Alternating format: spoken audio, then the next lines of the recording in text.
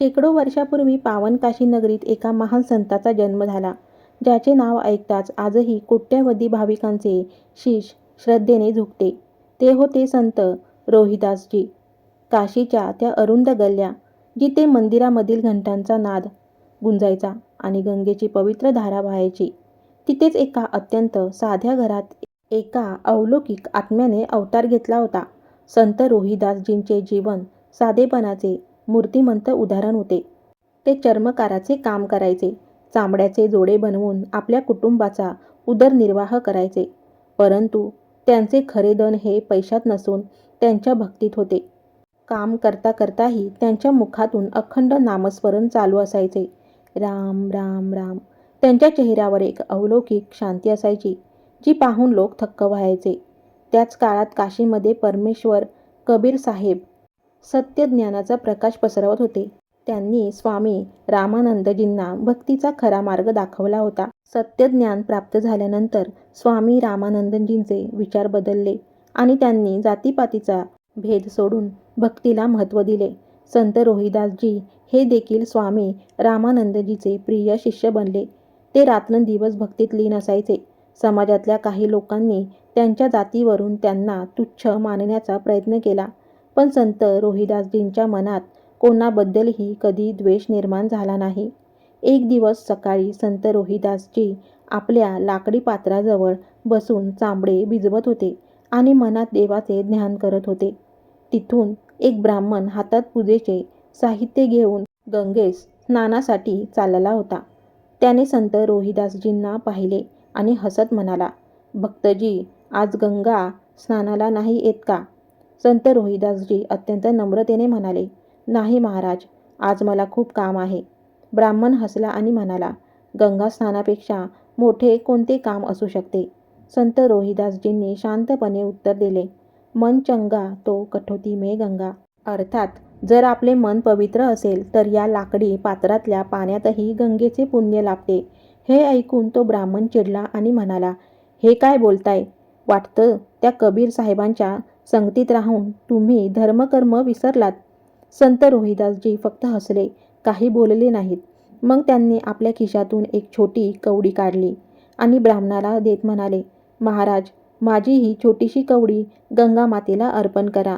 पण एक गोष्ट लक्षात ठेवा, जेव्हा गंगामाता स्वतः हात पुढे करून ही कवडी स्वीकारेल तेव्हाच तिला ती द्या, अन्यथा परत घेऊन या."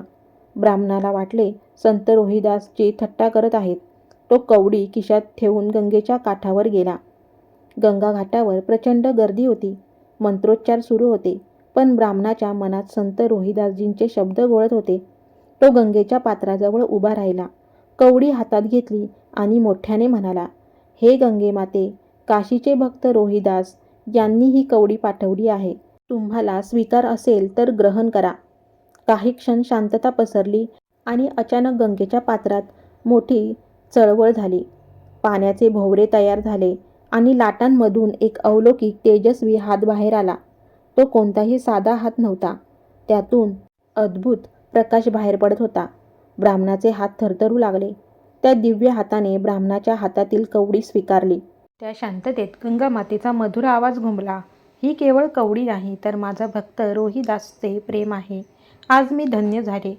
त्यानंतर लगेचच गंगेतून दुसरा हात बाहेर आला, ज्यामध्ये अत्यंत सुंदर रत्नांनी मढवलेले सोन्याचे कंकण होते. गंगामाता म्हणाली, "हे कंकण माझ्या भक्ताला रोहिदासाला द्या. ही माझी त्याच्यासाठी भेट आहे." कंकण घेऊन परतताना ब्राह्मणाच्या मनात लोभ निर्माण झाला. तो विचार करू लागला, रोहिदास तर साधे चर्मकार आहेत. त्यांना या महागड्या कंकणाचा काय उपयोग? मी हे राजाला दिले तर मला भरपूर धन मिळेल.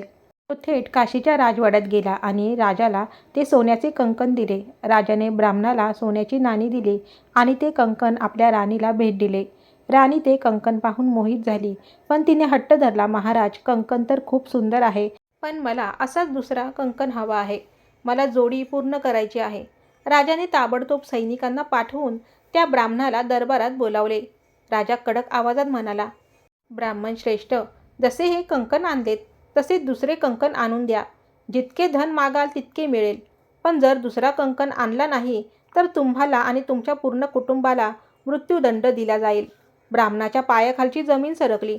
लोभाच्या पायी आपण केवढ्या मोठ्या संकटात अडकलो आहोत हे त्याला समजले.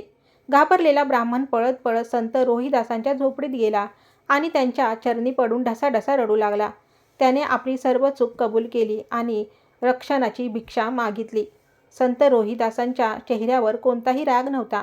त्यांनी ब्राह्मणाला उठवले आणि म्हणाले, विप्रजी, तुम्ही जे केले ते योग्य नव्हते, पण आता तुमच्या कुटुंबावर संकट आले आहे म्हणून मी नक्की मदत करेन. संत रोहिदासजींनी आपल्या लाकडी पात्राकडे इशारा केला आणि म्हणाले, या पात्रात तुमचा हात टाका आणि गंगा मातेचे ध्यान करा. ब्राह्मणाने कापत कापत त्या चांबडे भिजवलेल्या पात्रात हात टाकला आणि देवाचा धावा केला. अचानक त्या पात्रातील पाणी प्रकाशाने उजळून निघाले. ब्राह्मणाने हात बाहेर काढला तर त्याच्या हातात एक नाही, दोन नाही, तर चार तशीच अलौकिक सोन्याची कंकणे होती. ब्राह्मणाच्या स्वतःच्या डोळ्यावर विश्वास बसत नव्हता. संत रोहिदासजी म्हणाले, यातील फक्त एक कंकण घ्या आणि उरलेले 3 परत पाण्यात टाका. ब्राह्मणाने तसेच केले आणि आनंदाने राजवाड्याकडे धाव घेतली. ब्राह्मणाने राजा आणि राणीला सर्व सत्य सांगितले. हे ऐकून राणी संत रोहिदासजींच्या दर्शनासाठी त्यांच्या कुटीरमध्ये पोचली. संत रोहिदासजींच्या दर्शनाने राणीचा एक जुना असाध्य आजार निघून गेला आणि तिला अभूतपूर्व आत्मशांती मिळाली. राणीने संत रोहिदासजींना आपले गुरु मानले व त्यांच्याकडून दीक्षा घेतली. काही दिवसांनी राणीने राजवाड्यात एक मोठ्या महाप्रसादाचे आयोजन केले. त्यात 700 ब्राह्मणांना आमंत्रित करण्यात आले होते. संत रोहिदासजी तेथे पोहोचले तेव्हा राणीने त्यांना सन्मानाने उच्चासनावर बसवले. पण काही ब्राह्मणांनी विरोध केला आणि म्हणाले, आम्ही एका चर्मकारासोबत बसून भोजन करणार नाही. संत रोहिदासजींनी नम्रपणे सांगितले, वाद घालू नका, मी एका कोपऱ्यात बसतो. भोजन सुरू झाले, पण तेवढ्यात प्रत्येक ब्राह्मणाने पाहिले की त्यांच्या अगदी शेजारी संत रोहिदासजी बसून भोजन करत आहेत. 700 पंक्तींपैकी 700 रोहिदासजी दिसू लागले. हे दृश्य पाहून सर्व ब्राह्मण सीमित झाले. संत रोहिदासजी मध्यभागी आले आणि म्हणाले, माणसाची श्रेष्ठता त्याच्या जन्मावरून किंवा जातीवरून ठरत नाही, तर ती त्याच्या कर्मावरून ठरते. त्यानंतर त्यांनी आपल्या शरीरातून दिव्य सुवर्णमयी चांदव्याचा प्रकाश दाखवला. सर्व ब्राह्मणांचा अहंकार गळून पडला आणि ते संत रोहिदासजींच्या चरणी झुकले. मित्रांनो, खरी भक्ती जात पात धन किंवा पद पाहत नाही, ती फक्त हृदयाची पवित्रता पाहते. जेव्हा भक्ती सच्ची असते तेव्हा निसर्ग आणि साक्षात ईश्वरही भक्ताच्या चरणी लीन होतो.